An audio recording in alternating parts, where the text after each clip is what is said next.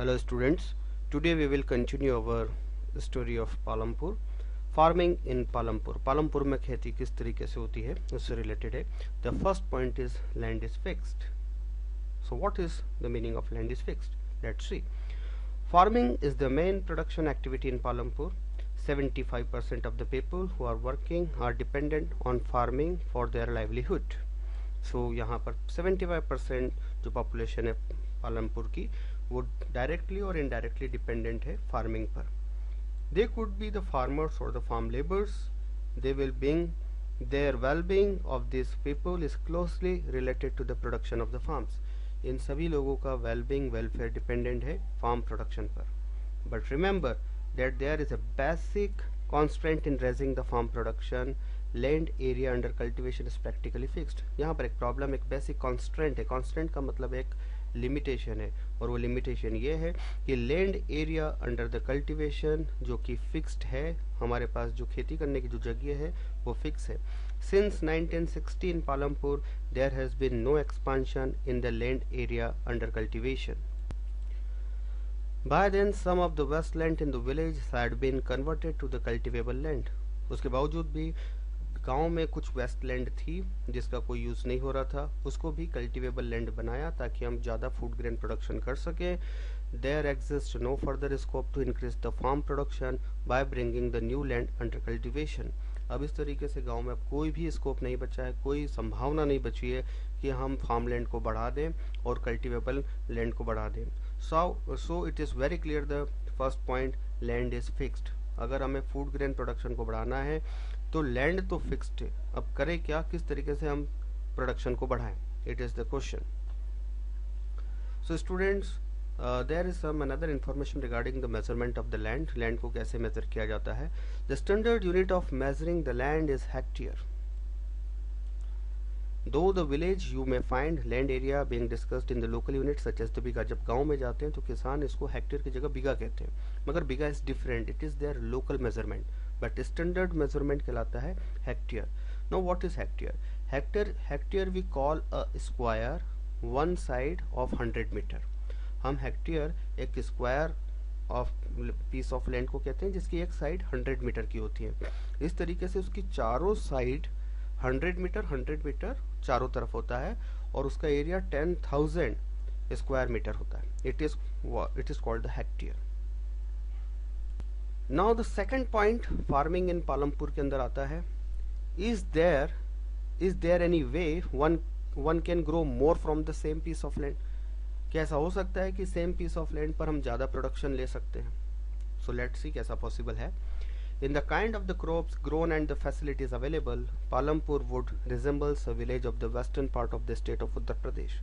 जिस तरह की हमने अभी फैसिलिटीज़ देखी थी कि पालमपुर में ट्रांसपोर्टेशन सिस्टम भी है, इलेक्ट्रिसिटी भी है, ट्यूबवेल्स भी है, इरिगेशन फैसिलिटीज़ अवेलेबल है, ऑल थिंग्स आर अवेलेबल. तो ऐसा लगता है कि पालमपुर गांव लगभग उत्तर प्रदेश पे वेस्टर्न पार्ट में कहीं सिचुएटेड है. वैसे तो पालमपुर गांव एक इमेजनरी गांव है.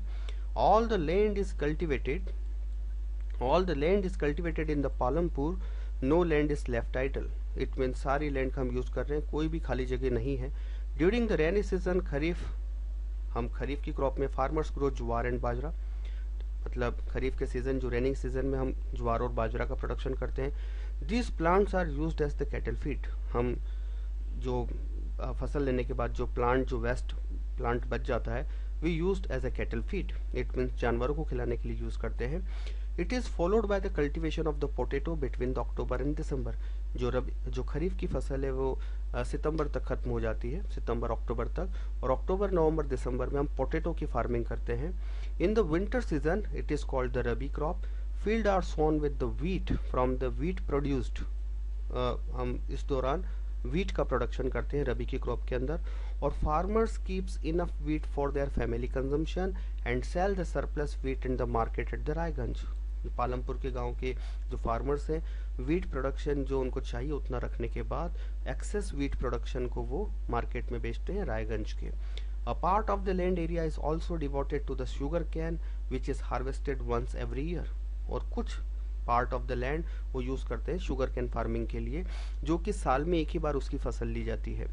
सो sugar can in its raw form, sugar cane का जो रॉ फॉर्म रॉ मटेरियल के फॉर्म में बनाया जाता है, दैट इज व्हाट गुड़, जिसे हम जेगरी कहते हैं, which is sold in the traders in the Shahpur, Shahpur जो नियर बाय टाउन है, जो रायगंज से आगे है, उसमें इसको बेचा जाता है। The main reason why the farmers are able to grow 3 different crops in a year in the Palampur is due to the well developed system of irrigation. Students, कैसे यहाँ के फार्मर्स इतनी सारी खेती 3 क्रॉप या 4 क्रॉप एक साल में ले रहे हैं, तो इसका सिर्फ एक ही रीज़न है, the better availability of irrigation facility. यहाँ पर इरीगेशन फैसिलिटीज़ बहुत अच्छी अवेलेबल है। Electricity came early to the Palampur, it's major impact was to transform the system of irrigation. यहाँ पर इरिगेशन सबसे पहले आ गया और इस वजह से यहाँ पर जो earlier type of the irrigation system थे, जो कि पर्शियन पंप्स हुआ करते थे, उसको रिप्लेस कर दिया गया मॉडर्न पंप सेट्स और ट्यूबवेल्स ने। पर्शियन पंप्स कैसे होते थे, लेट्स सी।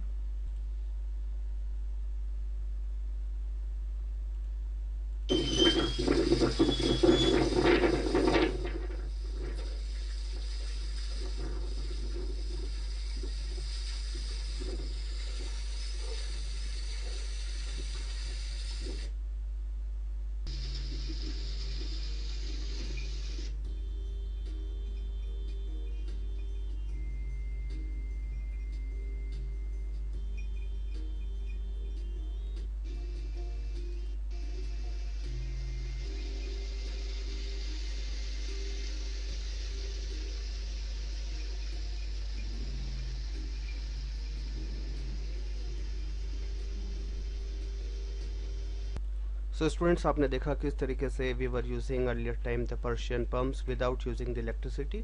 लेकिन जब इलेक्ट्रिसिटी आ जाती है तो then people saw that the electric run tubewells could irrigate much larger farmlands, because Persian pump can irrigate only a small farmland, but the electric tube wells could irrigate much larger farmland.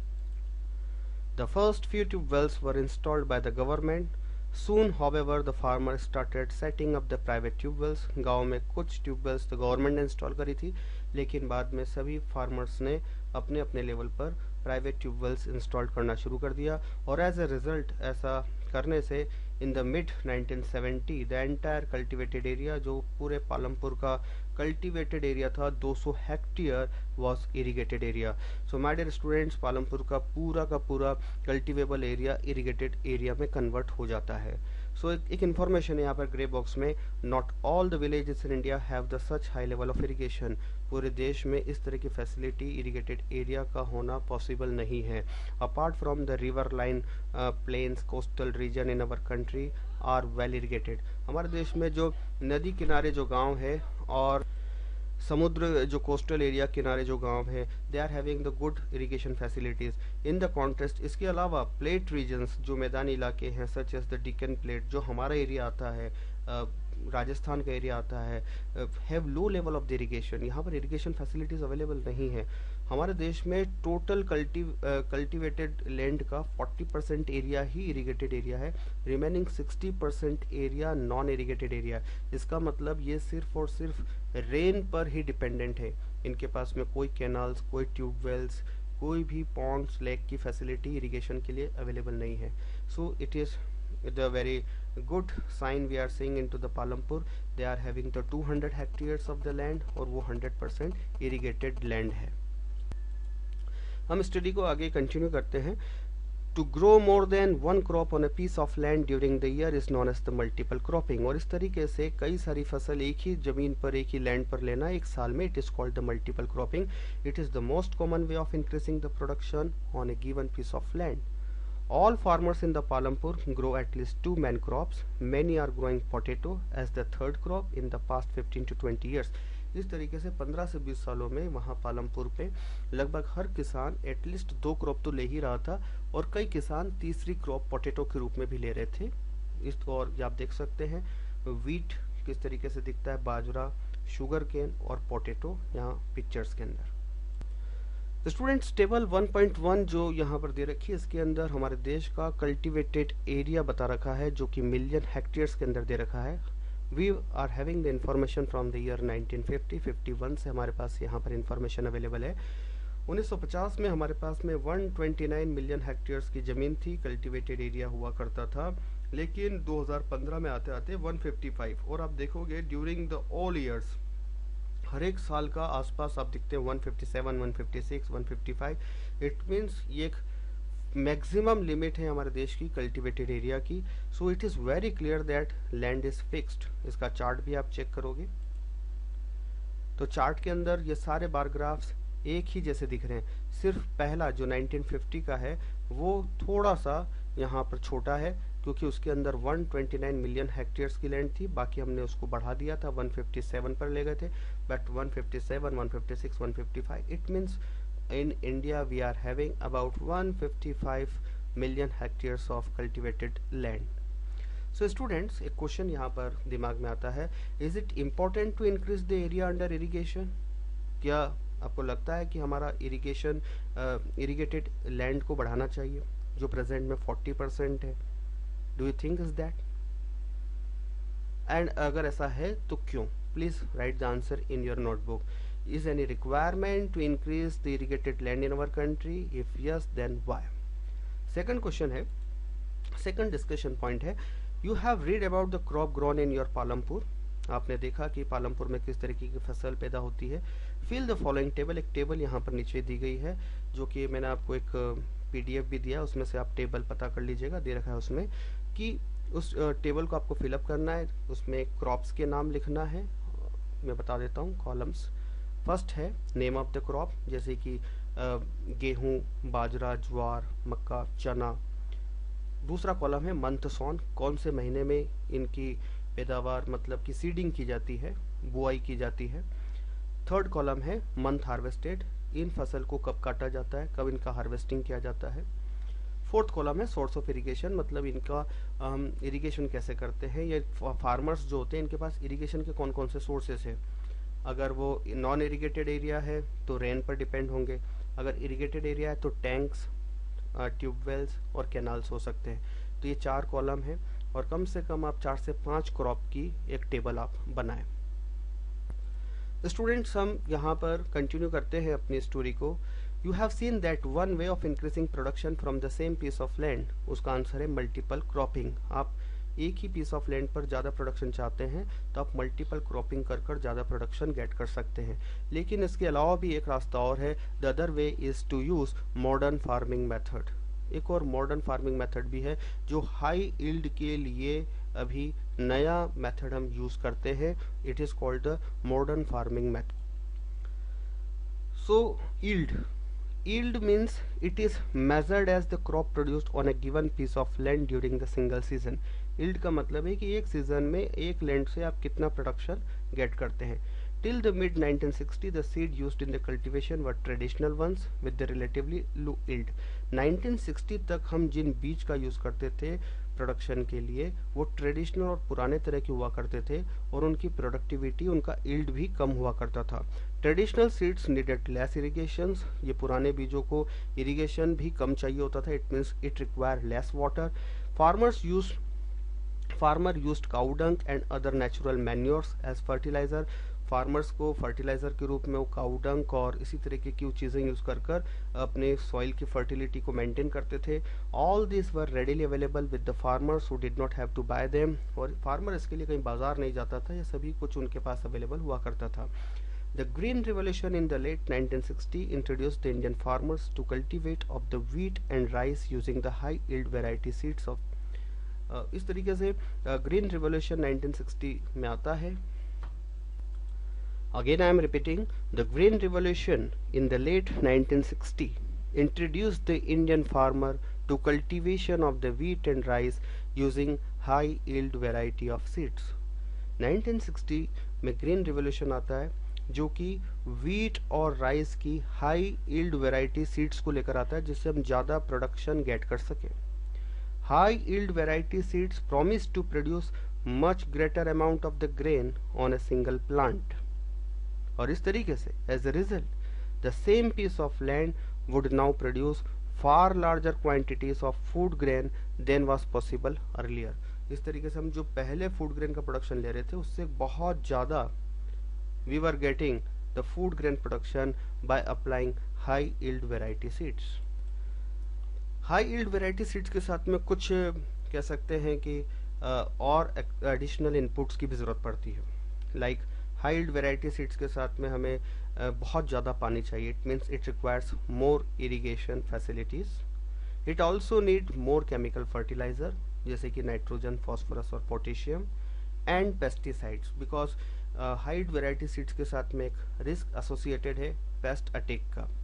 Paste attack का मतलब है कि crop के अंदर कई सारे diseases लग जाती है जिससे कि क्रॉप लॉस होने का खतरा भी है। तो हमें when we are using the high yield variety seeds, तो हमें फर्टिलाइजर का भी यूज करना है, साथ में पेस्टिसाइड का भी यूज करना है। आप देख सकते हैं कि इसके साथ कौन कौन से हमें और इक्विपमेंट्स को यूज करना पड़ता है, इनपुट्स को यूज करना पड़ता है। It is high yield variety seeds number first, साथ में फर्टिलाइजर, थर्ड पेस्टिसाइड कीटनाशक इंसेक्टिसाइड्स, और इरिगेशन फैसिलिटीज़ हमें चाहिए यहाँ पर, because high yield variety seeds तभी वर्क करता है जब more irrigation source we are having, like canals, pump sets, dams, और इन सभी को रन करने के लिए we need electricity. Then after हम जब बहुत बड़े फार्म लैंड में हाई यील्ड वेराइटी सीड्स को अप्लाई करते यूज़ करते हैं, we need modern equipments like tractors, threshers, और इन ट्रैक्टर्स और थ्रेशर्स को रन करने के लिए we need fuel as diesel. So we are continuing our story. Farmers of Punjab, Haryana and western Uttar Pradesh were the first to try out the modern farming methods in India. हमारे देश में पंजाब, हरियाणा और पश्चिमी उत्तर प्रदेश के फार्मर्स ने सबसे पहले इस तरह की फार्मिंग स्टार्ट करी। The farmers in this region set up tubewells for the irrigation and made use of the high yield variety seeds, chemical fertilizers and pesticides in the farming. इस तरीके से इन्होंने हाई यील्ड वेराइटी सीड्स के सभी inputs का use किया। Some of them bought farm machineries like tractors, threshers, harvesters which made the plugging and harvesting faster. They were rewarded with the high yield of the wheats. और इसी तरीके से हम पालमपुर के अंदर भी देखते हैं yield of the wheat grown from the traditional varieties was 1300 kg per hectare। जो वीट का जो yield हुआ करता था, मतलब प्रोडक्टिविटी हुआ करती थी 1 हेक्टेयर में, वो 1300 kg थी, 1300 kg थी।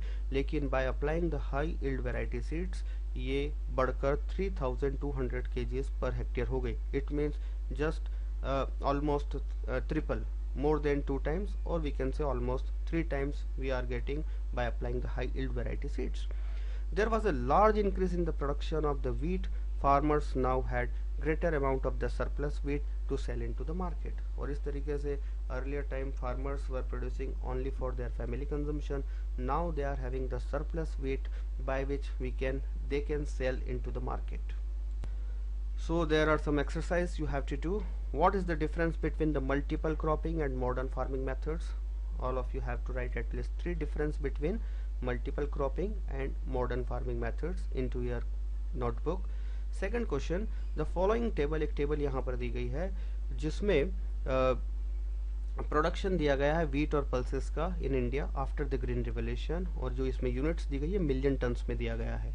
तो आपको एक ग्राफ बनाना है और बताना है कि वीट और पल्सेस के अंदर ग्रीन रिवोल्यूशन का इम्पैक्ट क्या बराबर रहा है। एज यू सी, आप यहाँ पर देखेंगे कि 1965-66 मतलब जब ग्रीन रिवोल्यूशन हमारे देश में स्टार्ट हुआ था, पल्सेस का प्रोडक्शन 10 था, वीट का प्रोडक्शन भी 10 था। लेकिन 2017-18 तक आते हैं तो यहाँ पर पल्सेस का प्रोडक्शन 27 मिलियन टन ही रह जाता है, लेकिन वीट का